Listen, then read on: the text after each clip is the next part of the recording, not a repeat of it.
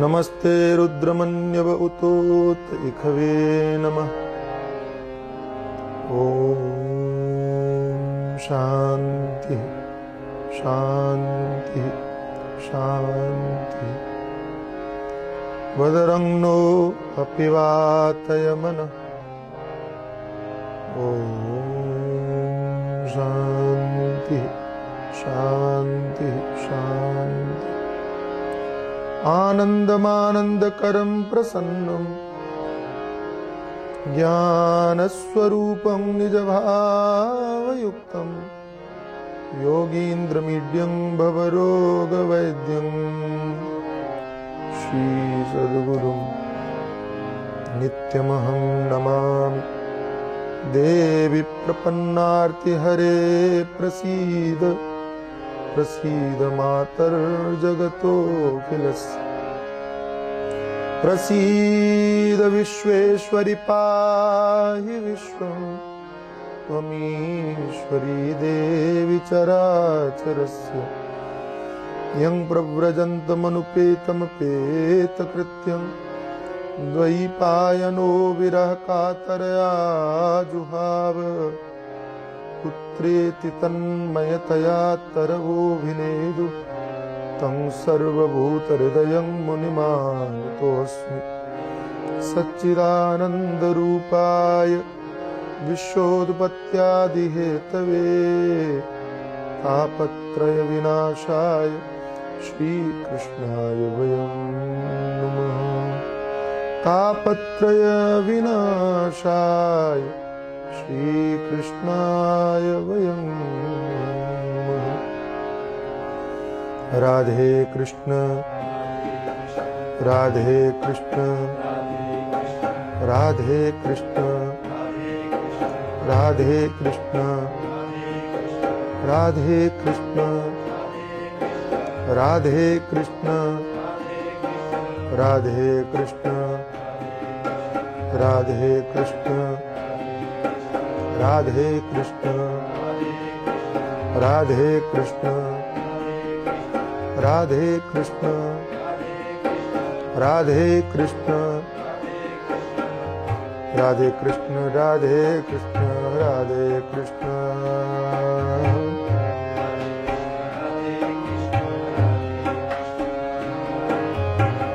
राधे कृष्ण राधे कृष्ण राधे कृष्ण।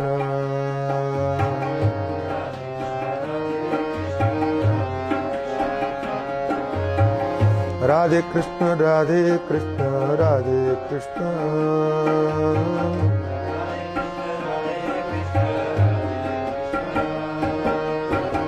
राधे कृष्ण राधे कृष्ण राधे कृष्ण।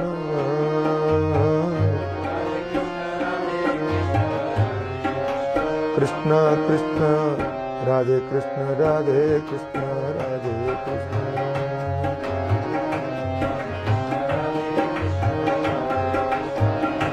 जय जय कृष्ण राधे कृष्ण राधे कृष्ण।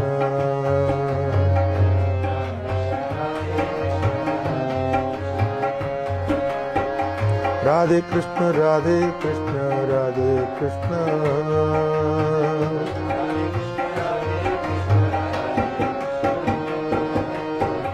राधे कृष्ण राधे कृष्ण राधे कृष्ण। राधे कृष्ण कृष्ण राधे कृष्ण राधे कृष्ण राधे कृष्ण।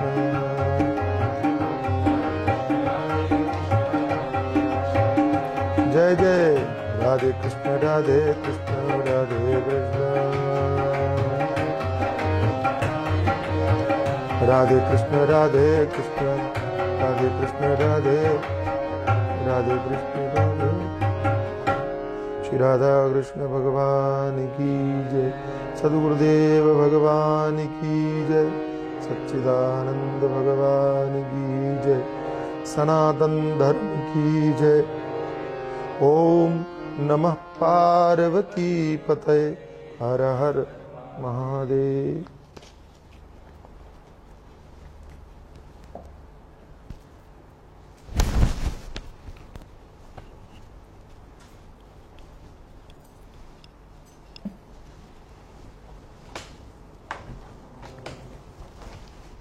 दैवज्ञं तु समाहूय मुहूर्तं पृच्छयत्नतः विवाहे यादृशं वित्तं तादृशं परिकल्पयेत। कल श्रवण कर रहे थे कि शुभ कर्म के लिए मुहूर्त आज देखा जाना चाहिए, और उसमें भी संकल्पित जो कार्य हैं, किसी अभिलाषा से अगर कोई कर रहा है तो मुहूर्त आदि देखे जाने चाहिए। लोग मुहूर्तों का मजाक उड़ाते हैं, वो भी सच नहीं है, सही नहीं। अनजाने में हम बड़ी भूल कर बैठते हैं, और हमने देखा कि सोशल मीडिया पर एक बात बड़ी फैलती हुई दिखाई पड़ी पहले, और लोगों ने कई बार पूछा कि शराब की दुकान का कोई मुहूर्त नहीं रहता, ओपन का कोई कर्मकांड नहीं होता, फिर भी सबसे ज्यादा चलती है। तो सच बात यह भी है कि बुराई जो है ना ऐसे ही फैलती है। बुराई के लिए मुहूर्त की आवश्यकता ही नहीं है। तो शास्त्रों पर प्रश्न मत लगाइए। शुभ कर्म के लिए आपको मुहूर्त नहीं देखना है, मत देखो। और सच बात यह भी है कि शुभ कर्म शुभस्य शीघ्रम, अच्छा काम जल्दी कर लेना चाहिए। यह भी तो सूत्र ही है, यह भी तो शास्त्र ही है। मुहूर्त आदि आपकी सुविधा के लिए हैं, आपको धर्म से दूर करने के लिए नहीं, शुभ कार्यों से दूर करने के लिए नहीं। इनकी आड़ में शुभ कर्म से दूर मत होना, इतना निवेदन है। कथा तो कभी भी सुनी जा सकती है। जैसे कोई पूछे कि भोजन कब करना चाहिए, तो बताने वाला ये कहेगा कि दोपहर में करना चाहिए, शाम को कब करना चाहिए, सोने जैसे इतने घंटे पहले करना चाहिए, ये नियम है।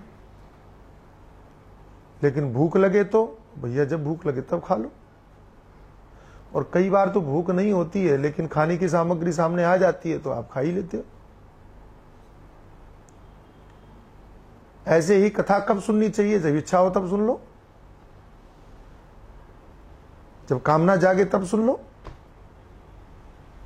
लेकिन नहीं कामना जागी है, हो रही है तो भी सुन लो, क्योंकि अच्छी चीज है। रसगुल्ला खाने के लिए मुहूर्त देखने की थोड़ी जरूरत है। आपकी हितकर है, उसको ग्रहण करो। और रसगुल्ला ज्यादा खाने से तो डायबिटीज हो सकती है, लेकिन कथा सुनने के कोई साइड इफेक्ट नहीं है। एक ही साइड इफेक्ट है कि कहीं अज्ञानता के कारण अधिक सुन लिया तो अभिमान बढ़ जाएगा, बस। वो सावधानी थोड़ी अपनी ओर से रखना। वो भी दोष कथा का नहीं होगा, हमारा होगा। अधिक सुनने से कोई हानि नहीं है, सावधानी पूर्वक न सुनने से हानि है। हमारी असावधानी हानि करेगी। तो ज्ञान दोषपूर्ण नहीं होता, ज्ञान का अभिमान दोषपूर्ण होता है। अभिमान भी अज्ञान ही है। विवाहे यादृशम वित्तं तादृशम परिकल्पयेत, कल इसी पर चिंतन कर रहे थे हम। उत्सव धर्मिता की बात कर रहे थे। हमारे ऋषियों की बहुत दूरगामी सोच थी, कि सोच है। उन्होंने हर ऐसे माध्यम को, या यूं कहिए हर ऐसे माध्यम से समाज के संपूर्ण वर्गों को जोड़ने का काम किया है। अब कथा अगर आप उत्सव के रूप में मनाओगे तो मंडप लगाओगे, मंडप लगाने के लिए भी तो आदमी आएंगे। माइक लगाओगे तो माइक के लिए भी तो आदमी आएंगे, लोग आएंगे, जरूरत पड़ेगी। मंडप बनेगा तो झाड़ू पोंछा करने के लिए भी, झाड़ू बुहारी करने के लिए भी लोगों की आवश्यकता पड़ेगी। उत्सव मनाओगे तब भी न जाने कितने लोग आएंगे, संगीत के साथी होंगे, ब्राह्मण देवता होंगे, उत्सव है ना। तो एक कथा के माध्यम से कितने घरों में रोटी का इंतजाम हो रहा है, ये तो सोचो आप। मुझे उन लोगों की बुद्धि पर तरस आता है जो ये कहते हैं कि कथा में पैसा बर्बाद हो रहा है। इसमें बर्बाद कहां हो रहा है वो तो बताओ आप हमको। पैसे की बर्बादी का क्या अर्थ है वो बताओ आप हमको। अरे वो पैसा किसी गरीब के घर में रोटी बनने का कारण बनेगा, तो वो बर्बाद हुआ धन कि धन का उपयोग हुआ। और ये जो धनाढ्य लोग हैं, अगर आप ये कथाओं को कह दो कि सामान्य तौर पर करो, तो वो तो धन अपना घर में ही भर करके बैठ जाएंगे, वो तो बाहर ही नहीं निकलेगा। फिर इन माध्यमों से वो धन बाहर निकला, चाहे वो विवाह हो। कई लोग कहते हैं विवाह सादगी पूर्ण करना चाहिए। मैंने कहा क्यों सादगी पूर्ण करना चाहिए? भव्यता पूर्ण करना चाहिए। थोड़ा सा मानसिकता बदलने की आवश्यकता है। एक और आप अमेरिका से अर्थशक्ति की तुलना करते हो, दूसरी तरफ आप दूसरों को सादगी से जीने के लिए प्रेरित करते हो। नहीं, जितना मिला उतने में संतुष्ट रहो। संतोष की परिभाषा ही बदल दी लोगों ने, जबकि संतोष की परिभाषा यह नहीं है कि आप धन कमाना छोड़ दो। संतोष की परिभाषा है कि परिश्रम करो, जो मिले उसमें संतुष्ट रहो। संतोष आलसी नहीं बनाता। संतोष बोले भैया कुछ कर नहीं रहे, बोले नहीं खुश है, रोटी दाल चल रही है, अब क्या जरूरत है मेहनत की। तो यह आपका संतोष नहीं है, यह आपका आलस है। आलस और संतोष में अंतर करना सीखना पड़ेगा हमको। और मत भूलिए कि धर्मार्थ काम मोक्षाकेषु चतुर्विध पुरुषार्थेषु, हमारे 4 पुरुषार्थों में अर्थ भी पुरुषार्थ है। पैसा कमाना। क्यों कमाना? ताकि कथा करवा सको, धर्म प्रमुख। क्यों कमाना? ताकि विवाह उत्सव पूर्वक कर सको। हमारे भगवान श्री राम का विवाह होता है तो क्या भव्य विवाह हुआ कि इंद्र भी चकित रह गए। यह आदर्श है। इन आदर्शों को हमें समझना भी पड़ेगा और समझाना भी पड़ेगा। हम पिछड़ते चले जाएंगे सादगी के चक्कर में, हम गरीब होते चले जाएंगे सादगी के चक्कर में। हमारे प्रधानमंत्री जी नए नए सूत्र देते रहते हैं हमेशा। कोरोना काल में भी उन्होंने कई सूत्र दिए। पहले कहा जान है तो जहान है, फिर कहने लगे जान भी है तो जहान भी, दोनों चाहिए। मैं भी प्रयास करता रहता हूं कि कुछ सूत्र के रूप में आपको कह सके। तो सादा जीवन उच्च विचार यह सूत्र था। हो सकता है उस समय पर यह प्रायोग रहा हो, क्योंकि स्वतंत्रता का काल था, गरीबी से लोग पीड़ित थे, इसलिए लोगों की संतुष्टि के लिए यह सूत्र ठीक था कि सादा जीवन रखो, उच्च विचार रखो। लेकिन अब उसे बदलने की आवश्यकता है। ऊंचा जीवन उच्च विचार क्यों नहीं हो सकता? क्यों? क्योंकि हमारी परंपरा यही रही है। हमारी वैभवशाली परंपरा रही है। हर वर्ग संपन्न रहा है। इस भारतवर्ष को ऐसे ही सोने की चिड़िया नहीं कहा जाता रहा। हर वर्ग। और इस बात के प्रमाण आज भी हैं। हमारे मंदिरों के पास में इतनी संपत्ति है, दूसरे देख करके जल जाए। तो मंदिरों के पास संपत्ति आई कहां से भैया? गई तो हमारे पास से ही। तो हमने कैसे दे दी? क्योंकि हमारे पास था। अब जो नए मंदिर बन रहे हैं उनमें नहीं है पैसा, क्योंकि हमारे पास ही नहीं। हमारी ही सुख सुविधा के खर्चे से हमको कुछ लाभ बचता नहीं है, तो हम धर्म के लिए क्या देंगे? इसलिए ऊंचा जीवन। तो विवाहे यादृशम वित्तम, ऊंचा जीवन उच्च विचार। ऊंचे जीवन में ही उच्च विचार होंगे। भूखे आदमी को कभी भगवान याद नहीं आएंगे। वो पहले रोटी का इंतजाम करेगा कि वहां माला जब करने बैठेगा। लेकिन संपन्न आदमी को, अब मैं विदेश जाता हूं, देखता हूं, संपन्न है वो, शांति के लिए तड़प रहे हैं। पेट तो भरा हुआ है लेकिन शांति नहीं है, भटक रहे हैं। और उनको बिठाओ सामने, कहो बैठो, आंख बंद कर लो, आंख बंद कर लिया, कहा ओम, तो केवल ओम की ध्वनि करते हैं तो उनको ओ हो कहते ब्रह्मानंद मिल गया। पेट भरा है ना, चारों तरफ शांति है, तो एक ओंकार की ध्वनि उनको शांति देने का काम करती है। हमारे भारत के लोगों को बिठाओ, करो ओम, तो उनको तो रोटी याद आएगी, दुकानें याद आएगी। फिर कहते हैं ओम करने में शांति नहीं है। कैसे मिलेगी शांति? इसलिए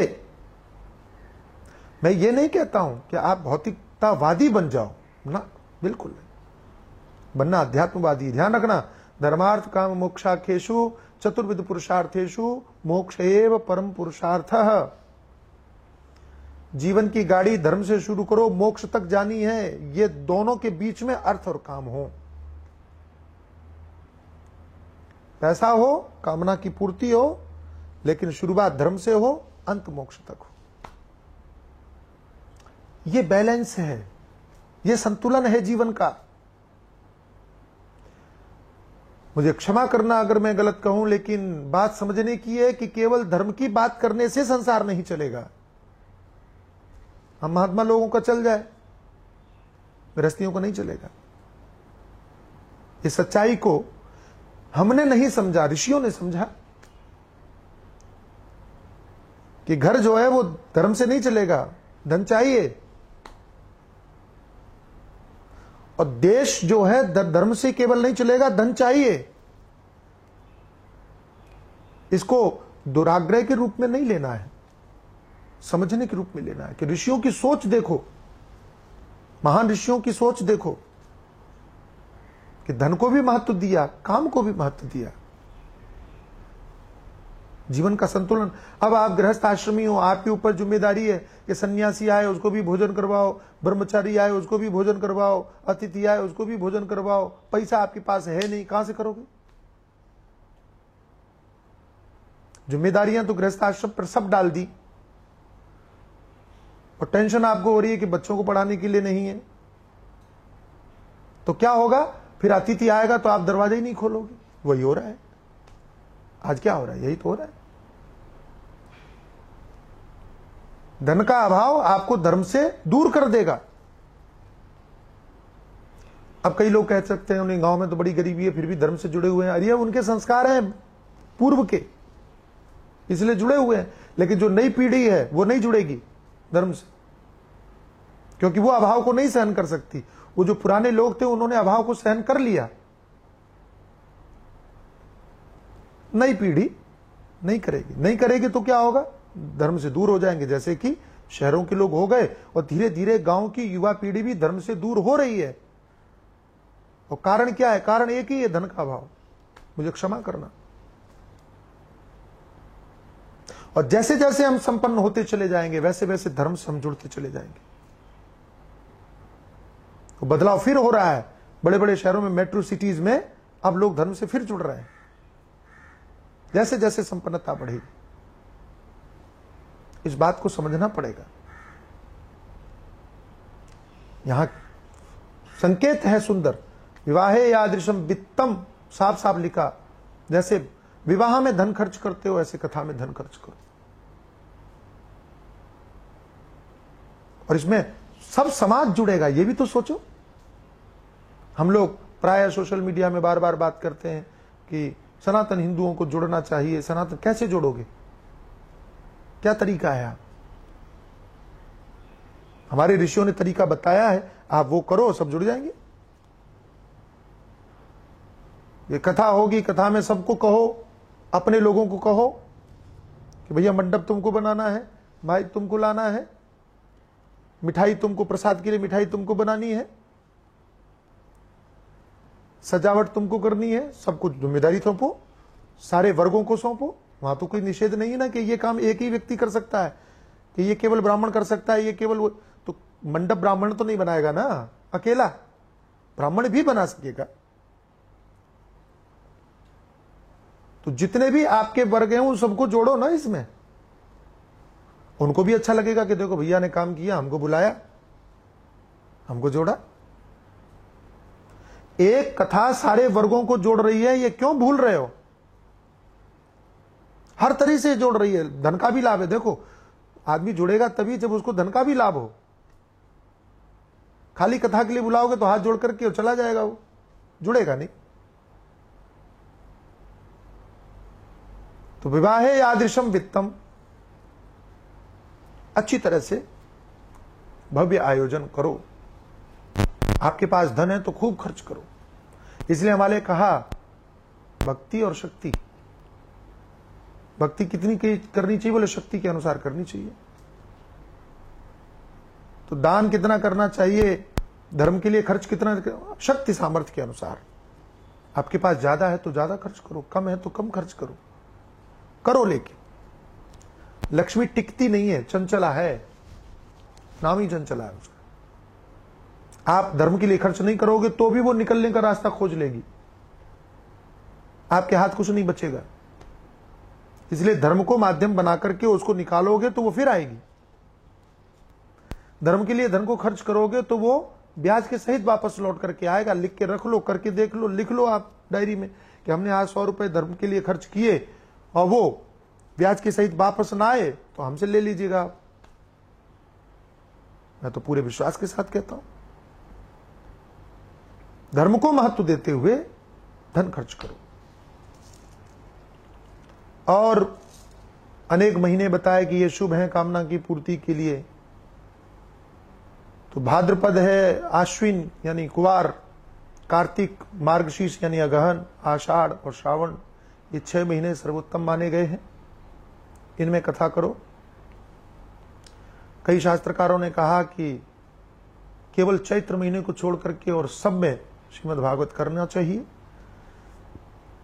लेकिन कई महापुरुषों ने कहा कि नहीं नहीं, कभी भी करना चाहिए, सदैव करना चाहिए। सदा सेव्या सदा सेव्या, इसके विषय में तो यही प्रसिद्ध है, भागवत कथा सदा सेव्य होना चाहिए। और यहां भी स्पष्ट कर दिया कि यदि आप अपना कल्याण चाहते हो तो कभी भी श्रवण करो, मंगल सूचक है। और सहायाश्चेतरे तत्र कर्तव्या सोद्यमाश्चये देशे देशे तथा सेयं वार्ता प्रेष्या प्रयत्नतः भविष्यति कथा चात्र आगंतव्यम कुटुंबवी दूरे हरि कथा केचित दूरे चाचित कीर्तना स्त्रियः शूद्रादयो ये च तेषां बोधो यतो भवेत्। पहले तो कहा कि जो भी आपके इस धार्मिक आयोजन में उत्साही लोग हैं, जुड़ना चाहते हैं, उनको जोड़ो। सहाया क्षेत्रे यत्र कर्तव्या सोद्यमाश्रये, आप पता लगाओ कि कौन कौन रुचि लेते हैं, उनको कहो भैया हम आयोजन कर रहे हैं, आप भी आइए, सम्मिलित होइए, जुड़िए। कितनी बढ़िया बात है। अभिमान लेकर के अकेले मत बैठो, अकेले मत करो। विशेष करके रतलाम और अकोला में मैंने देखा कि कथा एक यजमान करता है, लेकिन वो सबको बुलाते, सबका नाम भी दे देते हैं, भैया इनका भी सहयोग है, इनका भी सहयोग है, इनका भी सहयोग। कथा एक व्यक्ति करवा रहा है, नाम सबका, सब जुड़ जाए। जोड़ना ही तो है, धर्म का काम ही जोड़ना है, संगठित होना। और ये कहा देशे देशे तथा सेयं वार्ता प्रेष्या प्रयत्नतः, प्रयत्न पूर्वक हम कथा कर रहे हैं, इस बात को फैलाओ, प्रसार करो, प्रचार करो। अच्छी बात का प्रचार करना चाहिए। पहले भी संकेत किया और यहां दोबारा फिर कहते हैं, अच्छी बात को जितना प्रचार करोगे। लेकिन हम कहते हैं हमें प्रचार से मतलब नहीं। अरे भैया तुम्हारा प्रचार चाहिए किसको? तुम्हारे माध्यम से जो धर्म हो रहा है हमें उसका प्रचार चाहिए। लोग कह देते हैं नहीं नहीं हमें प्रचार नहीं चाहिए। क्यों नहीं चाहिए भैया? और तुमको प्रचार नहीं चाहिए, अपना फोटो मत छपवाओ, तुमको प्रचार नहीं चाहिए, अपना नाम मत छपवाओ। कथा हो रही है, इसका तो प्रचार करो, खूब प्रचार करो, और जितना आप प्रचार कर सकते हो। क्यों? आपके प्रचार के माध्यम से उससे प्रभावित होकर जानकारी में जो लोग आपकी कथा सुनने आएंगे, तो उन सुनने वालों का फल आपको भी प्राप्त होगा। ये एक चैन है। ये आपने सुना, आपने दूसरे को कहा, दूसरे ने उसको कहा, उसने उसको कहा, और जिसने भी कथा सुनने के लिए आई तो उसको जोड़ने में जितने भी माध्यम होंगे सबको पुण्य मिलेगा। जैसे पाप की चैन होती है, ऐसे पुण्य की चैन है। लेकिन हमारी मानसिकता बड़ी विचित्र है कि अच्छा काम हो रहा है तो हम नहीं कहते किसी को, लेकिन कहीं कोई बुरी घटना घट जाए तो तुरंत, अरे तुमको पता चला, तुमने सुना, उसको तुरंत नहीं सुना होगा, अरे तुमको पता ही नहीं, कहां रहते हो, फोन भी करोगे आप, सब जगह फैलाओ, बुराई को फैलाने का कारण बनोगे। जबकि हमारे शास्त्र कहते हैं अच्छाई को फैलाने का कारण बनिए। बुराई अगर आपको बतानी है तो केवल जागृति के लिए, ताकि लोग सावधान हो जाएं, उस बुराई से बच सके। और अच्छाई का प्रचार करोगे, बुराई का मौका नहीं रहेगा, यह भी ध्यान रखना। ये बुराई का अवसर बढ़ा इसीलिए क्योंकि हम अच्छाई को प्रचारित कर नहीं पाए। हमने कथाओं को गांव तक सीमित रख दिया, हमने कथाओं को क्षेत्र तक सीमित रख दिया, हमने कथाओं को जातियों तक सीमित रख दिया, हमने कथाओं को अमुक तक सीमित तक रख दिया, धनवानों तक सीमित रख दिया। इसलिए अच्छाई लोगों के सामने वैसे नहीं आ पाई जैसे बुराई आती। बुराई तो देखो आप, हर जगह छपी पड़ी है। समाचार पत्र पढ़ो तो पूरे पेपर में अच्छाई की खबर आपको, 2-3 सकारात्मक जो समाचार हैं वो आपको 2-3 नजर आएंगे, सब नेगेटिव। तो मानसिकता कैसी बनेगी? टीवी देखो, सारी नेगेटिविटी, नकारात्मकता भरी पड़ी है, कहां से संस्कार बचेंगे? इसलिए मैं तो सदैव कहता हूं कि यदि आप समर्थ हैं तो अच्छाई को प्रसारित ऐसे करो, इतना छापो, इतना छापो, इतना छापो अच्छाई को कि बुराई को छपने की जगह ही न बचे।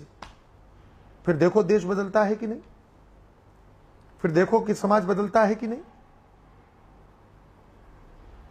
लेकिन उसमें हम सबको योगदान करना पड़ेगा, अच्छाई दिखना चाहिए। प्रयत्न पूर्वक सबको बुलाओ, कहो कि हम कथा का आयोजन कर रहे हैं, आप पधारिए, भगवान की कृपा से आयोजन हो रहा है, आप आइए। अकेले मत आइए, परिवार के साथ आइए। आगंतव्यम कुटुंब भी। अब सबको बुलाओगे तो खाने पीने का खर्च करना पड़ेगा कि नहीं करना पड़ेगा? और खर्च करोगे तो करोगे कहां से? जब कमाओगे तब ना करोगे। इसलिए धनवान बनो। और कितनी बढ़िया बात कही, बोले क्यों बुलाएं सबको?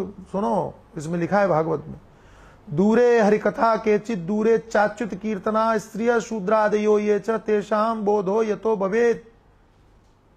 ये हमारे ऋषियों का कहना है कि किसी कारण से हमारी माताएं, हमारे शूद्र भाई और वो भगवान के कीर्तन से, के पूजा से जो दूर हो गए थे, उन लोगों को भगवान की कथा, भगवान के चरित्र, भगवान के कीर्तन से जोड़ने के लिए आप इस कथा को माध्यम बनाओ। मैं क्या सुनाऊं आपको? शास्त्रों में कितनी कितनी विलक्षण और अद्भुत बातें हैं। लिखा है कि किसी कारण से वो जो दूर हो गए थे उनको जोड़ो, विशेष करके आमंत्रित करो। और हमें तो बड़ी प्रसन्नता है कि आज जब कथा होती है तो माताओं की भूमिका बहुत रहती है, उसमें संख्या भी रहती है। यह आनंद की बात है। और ईमानदारी से कहता हूं कि भारतवर्ष में अभी अगर धर्म बचा है तो हमारी इन माताओं के कारण। आदमियों के भरोसे रहते तो धर्म खत्म ही था। फिर ये महिलाएं भी अपने पतियों से जबरदस्ती कह कह करके धर्म करवा लेती हैं। नहीं करो, कि तीर्थ करो, कि कथा करो, कि वहां चलो, कि वहां चलो, ये पुण्य करो, कि ये कथा सुन लो। आप सब अनुभवी होंगे, पुरुष भाई भी हैं, ऐसा नहीं है, लेकिन संख्या अगर देखें तो माताओं की अधिक है। ये कैसे संभव हुआ? ये इन कथाओं के प्रभाव से उनके अंदर में संस्कार पड़ गए। इसलिए सबको जोड़िए, सम्मान पूर्वक सबको जोड़िए, सबको कथा सुनाइए, सबको आमंत्रित कीजिए। और कथा कैसे सुने? श्रीमद् भागवत पीयूष पानाय रस लंपटाह। श्रीमद् भागवत रूपी अमृत को पान करने के लिए कैसे बन जाओ? बोले लंपट बन जाओ। हमारे पूज्य गुरुदेव भगवान कहते हैं लंपट बेशरम, कहते हैं बोला ये बड़ा लंपट आदमी है। हमारे गुरुजी सुनाते हैं कि गांव में एक तमाशा हुआ, नाटक नौटंकी हुई, तो उसमें कोई आदमी था, पैसा वैसा नहीं दिया होगा, देखने का उसका भी मन हुआ तो वो जाके घुस गया देखने के लिए। लोगों को पता चला, गांव के लोग उसको मारा। तू क्यों आया? तूने तो सहयोग नहीं, भाग यहां से। इधर से मारा तो दूसरी तरफ से घुस करके वो देखने लगा, सिर घुसा के। तो गांव में एक प्रसिद्धि हुई, 100 जूता खाए तमाशा घुस के देखे, कि बेइज्जती की चिंता नहीं है, वो तमाशा देखना चाहिए। तुलना गलत है, मुझे क्षमा कीजिएगा, लेकिन प्रासंगिक है कि कथा में यदि कोई आपका अपमान भी करे तो उस अपमान को महत्व देते हुए कथा का त्याग मत कर देना। कोई आपको अपमानित कर दे तो भी कोई बात नहीं, कथा नहीं छोड़ेंगे, भैया मारो जूते मारो तो भी हम कथा सुनेंगे। ये कथा को महत्व देने की बात है। स्तर देखिए कि बेइज्जती हो तो भी हमारे लिए कथा महत्वपूर्ण है। मैं आपसे पूछता हूं, मैं प्राय कई बार लोगों से कहता हूं कि कहीं पर किसी जगह पर और हीरा लूट रहा हो, किसी ने कहा हीरा फेंक दिया हो ऐसे लूटने के लिए, और आप वहां जाओ उस हीरे को उठाने के लिए, और 2-4 लातें खानी पड़ जाए, आपको हीरा मिल जाए, आप लातों की चिंता करोगे कि हीरे की मिलने की प्रसन्नता व्यक्त करोगे? आप कहोगे लो मिल गया। दूसरे ने कहा अरे कितनी लातें खानी पड़ी, वो देखा, अरे लातों को जाने दो, हीरा मिल गया। और ये तो 1000 हीराओं से भी, लाख हीराओं से भी ज्यादा महत्वपूर्ण है। कथा आपके जीवन को बदलने वाली है, या यूं कहिए इन कथाओं का महत्व यह है कि आपके जीवन को ही हीरा बनाने वाली है। और उसके लिए आप अपमान को महत्व देकर छोड़ दोगे तो हानि किसकी हुई? कथा में मान सम्मान के लिए मत जाइए, कथा को महत्व दीजिए। हमने तो सुना है कि गोस्वामी तुलसीदास जी महाराज कथा सुनने जाते, या हनुमान जी महाराज के विषय में प्रख्यात है कि पीछे बैठते सबसे, और कोई तो जूते चप्पल के पास में बैठता। भाई क्यों बैठते हो? ताकि कोई उठाए ना, ऐसी जगह बैठ जाओ। कथा को महत्व देना है, आगे पीछे दाएं बाएं बेकार की व्यर्थ की बात है। हमको किसी ने पूछा ही नहीं, हम क्यों जाए? हमसे किसी ने कहा ही नहीं। तमाशा होता है, कोई कहता थोड़ी आपको, सूचना मिल गई आप स्वयं पहुंच जाते हो। हीरो हीरोइन आते हैं तो कोई आपको घर से बुलाने थोड़ी जाता है, आप आइए पधारिए, पता चलता है आप दौड़ करके पहुंच जाते हो। क्यों? क्योंकि आप उनको महत्व देते हो। कथाओं के विषय में पता चले आप अवश्य सुनने के लिए जाइए। और विशाल वसुधा यत्र कर्तव्यम तत्कथास्थलम शोधनम मार्जनम भूमेर लेपनम धातु मंडनम। तो जहां विशाल भूमिखंड हो, जगह मैदान हो, उस जगह को कथा के लिए चुनो। देखो साफ साफ लिखा है, अधिक से अधिक लोग बैठ सके, अधिक से अधिक लोग लाभ ले सके। शोधन कीजिए उसको, बढ़िया भव्य मंडप बनाइए और व्यासपीठ का निर्माण कीजिए, सबको बैठने की उचित व्यवस्था कीजिए। नियम तो सबके लिए हैं। तो कथा कहने वाला कैसा हो, यह भी निरूपण है कि हम अनजाने में कहीं गलती न करने बैठे, भूल न करने बैठे। तो कथा कहने वाला कैसा हो उसका भी निरूपण किया।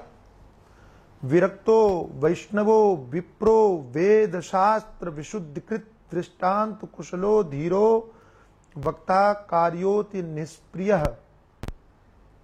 कथाकार ऐसा होना चाहिए। हालांकि कथाओं में बहुत सारे नियम है, ये भी बता दूं आपको, बहुत सारे नियम, कथाकार के लिए भी सुनने वाले के लिए भी। और मैं ये भी जानता हूं कि सारे नियम कोई पालन नहीं कर सकता। मैं साफ बोलता हूं, कई बार खटकता है लेकिन सत्य है। और मैं ये भी कहता हूं कि इन नियमों के कारण कहीं कथा मत छोड़ देना कि हम नहीं पालन कर पाएंगे इसलिए कथा छोड़ दो। नियम आपको संयमित करने के लिए, आपके जीवन को बनाने के लिए हैं। नहीं हो पाते हैं फिर भी कथा सुनो। तो संपूर्ण नियम पालन किसी से नहीं हो सकते हैं, ये जानते हुए भी मैं निवेदन करता हूं जितने हो सकते हैं उतने करो। आप सारी किताबें नहीं पढ़ सकते हो, सारी किताबें रट नहीं सकते हो, ये सब जानते हैं। तो जितना कर सकते हो उतना करो। परीक्षा में जितना आता है उतना लिखो तो सही। आप कहो कि हम सब नहीं लिख सकते इसलिए कुछ नहीं लिखोगे तो जिंदगी खत्म है।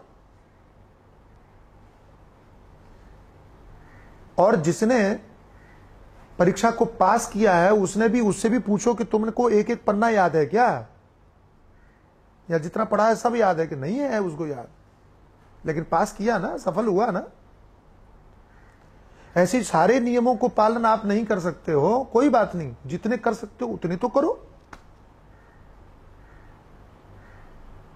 जितना आता है उतना करो, इसके चक्कर में छोड़ मत दो। पुरानी बातें, मुंबई में बहुत बड़ा कार्यक्रम हुआ, 1995 की घटना है। मैं तब से ही मुंबई में हूं और अखिल भारतीय संत समिति का बहुत बड़ा भव्य आयोजन हुआ।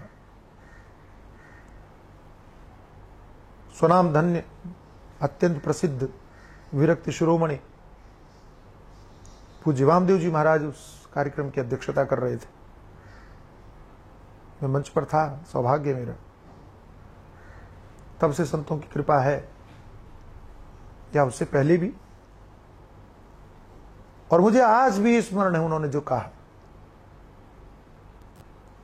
उन्होंने कहा हमारे यहां नियम है, देखो कितनी बढ़िया बात है, हमारे यहां नियम है कि कोई व्यक्ति शौचादि के लिए जाए, लेटरिन जाए और वापस आए तो उसको 11 बार की, 17 बार की, 18 बार मिट्टी से हाथ धोने चाहिए। वामदेव जी महाराज ने कहा। लेकिन मुंबई में तो यह संभव नहीं है। अब कोई व्यक्ति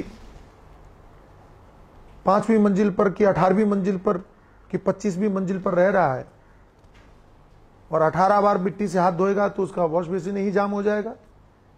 वो सारे घर के धोएंगे तो पूरा पाइप ही जाम हो जाएगा। वामदेव जी महाराज ने कहा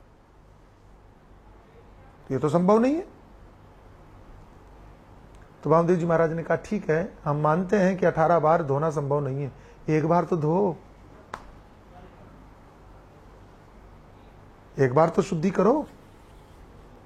जितना कर सकते हो करो। स्वल्पम अप्यस्य धर्मस्य त्रायते महतो भयात्।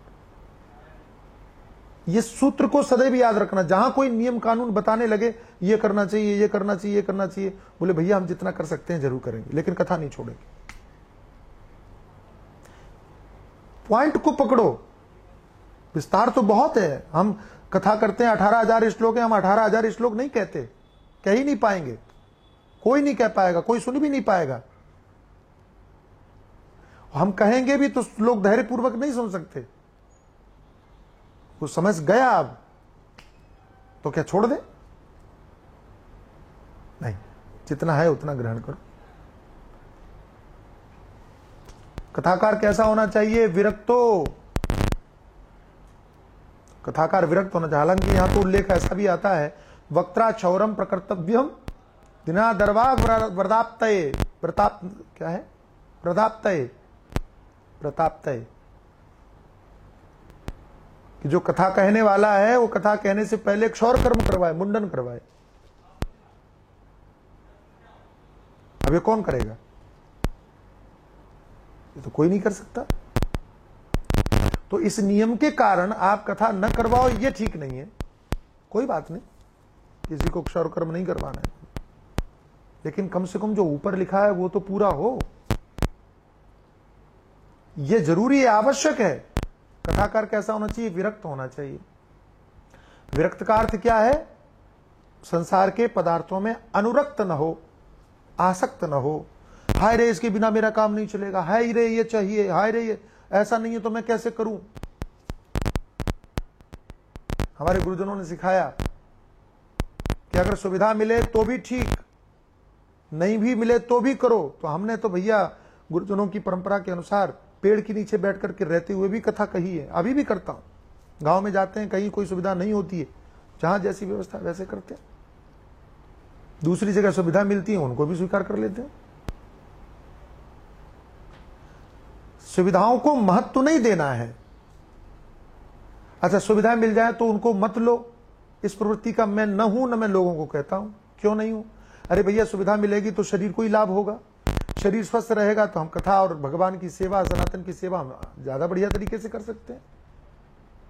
और गर्मी में, ज्यादा गर्मी में रहे, गर्मी में परेशान हो गए, शरीर बीमार पड़ गया तो न कथा कर पाए न सेवा कर पाए। पालते रहो नियम। उन सुविधाओं को लेने के पीछे आपकी मानसिकता क्या है, शास्त्र उसकी बात करते हैं। अगर मानसिकता शरीर को स्वस्थ रखने में है ताकि आप अधिक सेवा कर सको, तो वो आपकी सुविधा स्वागत योग्य है, हम उसका आदर करते हैं। लेकिन वो केवल भोग की दृष्टि से सुविधा आप स्वीकार कर रहे हो, उसका हम आदर नहीं करते। ऐसे ही आप सुविधाओं का त्याग करते हो केवल इसलिए ताकि लोगों को दिखा सको कि आप कितने विरक्त हो। मानसिकता अगर केवल लोगों को दिखाने की है तो शास्त्र उस मानसिकता को दंभ कहते हैं, मिथ्याचार कहते हैं। मिथ्याचार से उच्चते। धर्म की पहचान मानसिकता से है मूलतः। विरक्त होना चाहिए, वैष्णव होना चाहिए, वैष्णव भगवान का भक्त होना चाहिए। इसको संप्रदाय की दृष्टि से नहीं बांधना चाहिए, क्योंकि संप्रदाय की दृष्टि से बांटोगे तो फिर विभेद होगा। हमारी परंपरा सुखदेव की परंपरा है। विप्र होना चाहिए, तो विप्र का अर्थ ब्राह्मण भी है। विप्र का अर्थ है सुष्ट प्रज्ञा, जिसकी विलक्षण बुद्धि हो।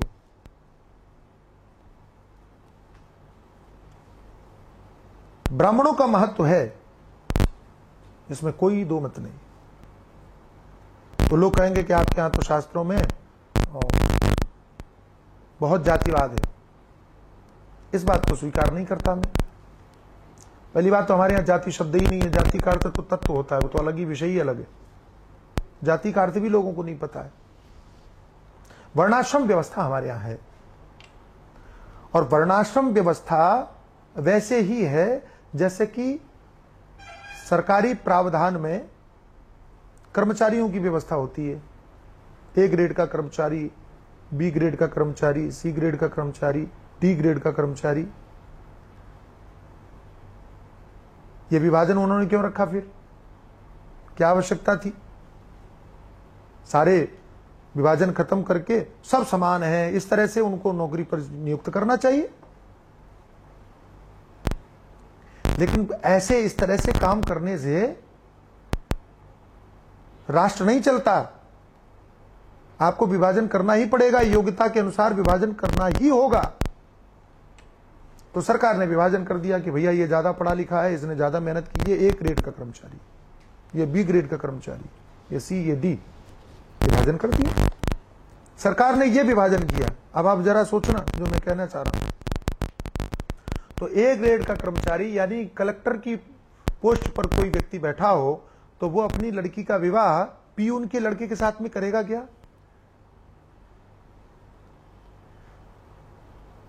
सोच करके देखो। तो कहोगे नहीं करेगा, तो ये सरकार ने कहा था कि मत करना। ये उस समाज ने अपने आप निर्णय कर लिया कि भाई हम इस पोस्ट पे हैं तो हम भी लड़का ऐसे ही देखेंगे, उसी खानदान को देखेंगे। आप मानसिकता समझिए। अच्छा,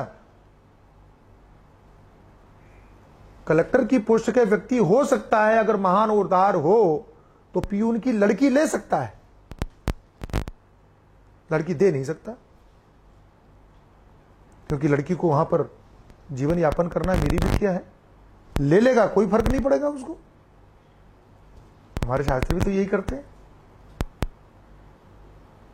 लेकिन उनको प्रस्तुत बड़ी बुरी तरह से किया जाता है, दिखाया बुरी तरह से जाता है। कभी किसी ने सरकार के कामकाज के विभाग को देखने की कोशिश नहीं की। मेरे भाई, जैसे सरकार अपनी व्यवस्था के नियंत्रण के लिए ए बी सी डी इस ग्रेड में परिवर्तन करती है, व्यवस्था करती है, ऐसे ही हमारी सनातन धर्म जो कि सृष्टि का कानून है, उसने अपनी व्यवस्था को बनाने के लिए वर्ण आश्रम व्यवस्था की, वर्णों की व्यवस्था की। ये ब्राह्मण, क्षत्रिय, वैश्य, शूद्र, चातुर्वर्ण्यम मया सृष्टम। कैसे? भगवान कहते हैं चातुर्वर्ण्यम मया सृष्टम, मैंने 4 वर्णों का निर्माण किया। कैसे? गुण कर्म विभागशः, गुण और कर्म के अनुसार मैंने 4 वर्णों का विभाग किया। इसमें क्या गलत किया मेरे भाई? सरकार अगर ए ग्रेड का कर्मचारी बना रही है तो आप कहते हो सरकार सही, डी ग्रेड का कर्मचारी बना रही है तो सही, और भगवान वही करें तो गलत। तो कहा इसमें दोष आ गए, तो दोष भगवान ने थोड़ी भेजे। जैसे कि मैं कह रहा हूं कि ए ग्रेड का कर्मचारी कोई, अच्छा शादी तो छोड़ो, क्या कलेक्टर पियून के साथ में एक टेबल पर बैठ करके भोजन करेगा? नहीं करेगा। तब क्या कहोगे आप? हे तुम सामने खड़े रहो, हम आए तो तुम बैठे क्यों? खड़े हो जाओ। कलेक्टर आता है तो पियून को उठ करके सलामी ठोकनी पड़ेगी। क्यों भाई? ये भेदभाव किस लिए? तब आप कह दोगे नहीं ये तो प्रोटोकॉल है। गजब करते हो आप। तो जिन चीजों को आपने प्रोटोकॉल से जोड़ दिया, उनको हमने व्यवस्था से जोड़ दिया, धर्म व्यवस्था से जोड़ दिया, आदर व्यवस्था से जोड़ दिया। हम यदि वही कहें तो आप हमको दोष देने लगते हो, आप वही करो तो आप उसको प्रोटोकॉल कह करके और सरक जाते हो। ये तो ठीक नहीं। हमें मूलभूत तरीके से संपूर्ण विचार विमर्श करना पड़ेगा। हमारे यहां जाति व्यवस्था नहीं है, मैं पुनः निवेदन करता हूं। हमारे यहां विश्वामित्र क्षत्रिय होकर के भी और ब्रह्म ऋषि हो सकते हैं, व्यवस्था है। हमारे यहां इसी भागवत में कथा आती है, ऋषभदेव के 100 लड़के हुए, उनको उपदेश किया, 81 ब्राह्मण हो गए। ऋषभदेव क्षत्रिय थे। ये कपोल कल्पित बात नहीं कर रहा हूं, श्रीमद् भागवत में है। 100 लड़के थे, ऋषभदेव को उपदेश किया, 81 ब्राह्मण हो गए, 9 योगीश्वर हो गए, 10 राजा बने। क्या कहोगे? और ऐसे एक नहीं अनेक उदाहरण हैं। इसलिए शास्त्रों को दोष मत दो। अपनी नाकामी, अपनी असफलता की नाकामी को शास्त्रों पर मत बढ़ो, अपने अज्ञान को शास्त्रों पर मत बढ़ो। और अज्ञानी लोग ही शास्त्र शोधन की बात करते हैं कि शास्त्रों में संशोधन होना चाहिए। तुमको समझ में नहीं आया, तुम अपनी बुद्धि का शोधन करो भाई। हमारी बुद्धि का शोधन। उल्लुओं को सूर्य नहीं दिखता है तो उल्लुओं को इलाज करवाना चाहिए आंख का। ये थोड़ी कहना चाहिए कि सूर्य को जरा संशोधित करो ताकि उल्लू देखने लग जाए। हो ही नहीं सकता, उल्लू कभी देख ही नहीं सकते। शास्त्रों को दोष मत दीजिए। समय हो रहा है, कथा फिर करेंगे। सदगुरुदेव भगवान की जय। मैं विस्तार कर रहा हूं इसलिए ताकि जो हमारे भ्रम है वो दूर हो, भ्रांतियां दूर हो। भ्रांतियों के चक्कर में जब भ्रांतियां दूर नहीं होंगी तो शास्त्र समझेंगे क्या हम? इसलिए हम उसको ज्यादा महत्व दे रहे हैं। आइए प्रेम से गाइए। राधे राधे राधे राधे राधे गोविंद,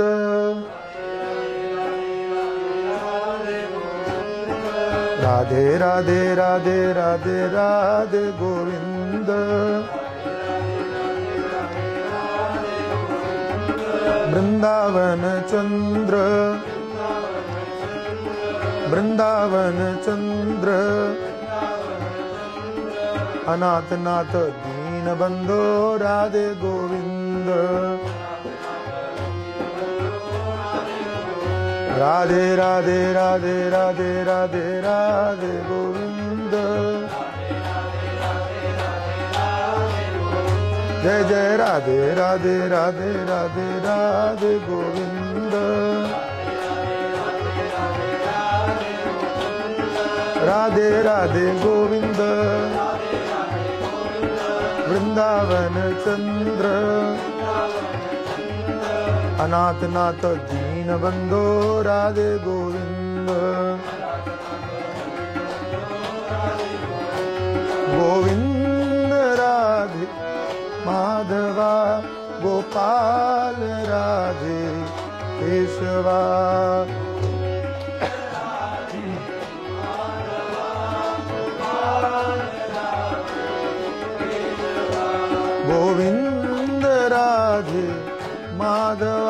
गोपाल राधे केशवा।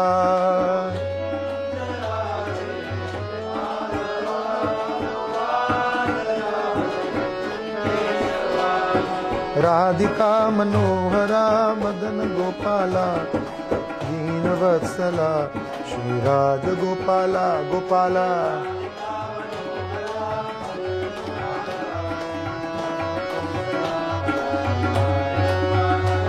हे राधिका मनोहरा मदन गोपाला दीन वत्सला श्री राज गोपाला गोपाला। मदन गोपाला दीन वत्सला श्री राज गोपाला। गोविंद गोविंद गोपाल रे भज मन राधे गोविंद।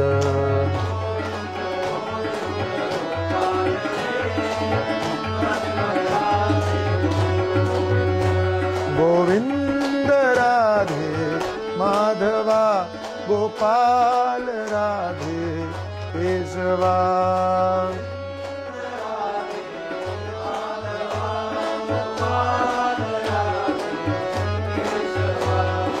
राधिका मनोहरा मदन गोपाला दीन वत्सला श्री राज गोपाला गोपाला।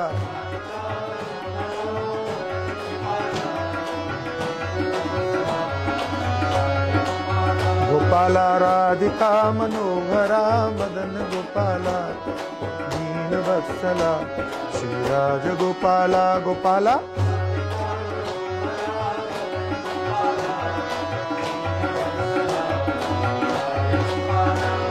रे गोविंद गोविंद गोपाल रे भज मन राधे गोविंद।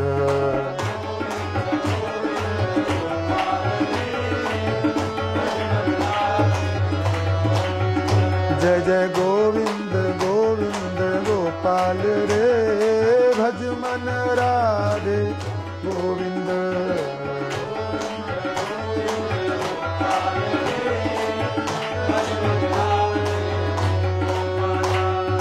राधे गोविंद राधे गोविंद राधे गोविंद। हे राधे गोविंद राधे गोविंद राधे गोविंद। हे राधे गोविंद। श्री राधा गोविंद भगवान की जय।